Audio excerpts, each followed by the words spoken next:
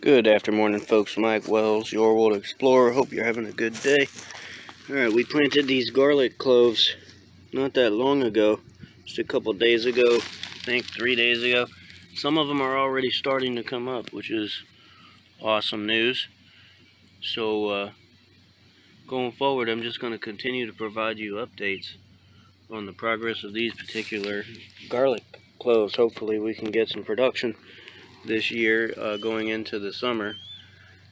I did try this last year late, and I think what happened was I damaged the roots upon transplant, and that's why they never really grew past that.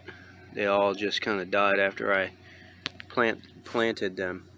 But I learned that you have to be really careful with the roots, or just simply plant them where you want them to stay in the ground, and never try to attempt to transplant with garlic going forward. Anyhow, thanks for watching. Don't forget to like and subscribe, as that helps the channel out a lot. And stay tuned, because I'll provide you with updates on the progress of these garlic cloves. Have a good day.